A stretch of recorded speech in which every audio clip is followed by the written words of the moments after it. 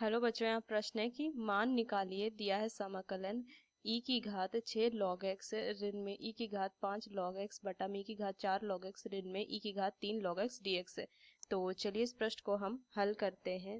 तो मुख्य अवधारणा अगर मैं लिखूं, मुख्य अवधारणा, तो देखिए एक चीज हमने पढ़ा है कि अगर m log a है तो इसको मैं लिख सकती हूँ क्या कि log a की घात m, ये मैं लिख सकती हूँ। और एक चीज हमें पता है पढ़ी थी कि e की घात log a हो तो इसको हम लिख सकते हैं a।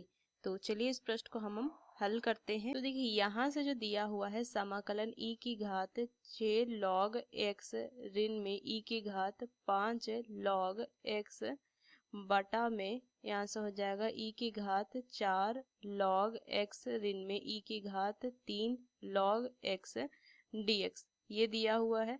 तो इसको हम क्या लिख सकते हैं, समाकलन e की घात log x की घात 6, ये लिख सकते हैं, ऋण में e की घात log x की घात 5 ऋण में क्या हो जाएगा e log x की घात 4 माइनस में e log x की घात क्या हो जाएगी 3, ये लिखेंगे dx, यहाँ से मान आ जाएगा।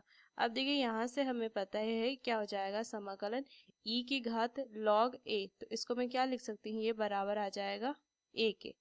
तो यहाँ से क्या लिखेंगे, ये आ जाएगा x की घात 6 माइनस में x की घात 5 बटा में x की घात 4 माइनस में x की घात 3 dx, ये लिख सकती हूँ मैं।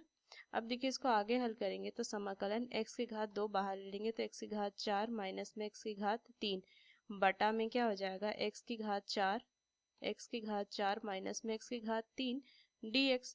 तो इसको मैं यहाँ से काट सकती हूँ, क्या बचेगा, समाकलन x की घात 2 dx। तो इसको क्या लिखेंगे, ये आ जाएगा x की घात 3 बटा में 3 जोड़ में c, ये सूत्र लगा दिया हमने समाकलन का। तो ये इसका सही उत्तर आ जाएगा, यही मुझे ज्ञात करना था।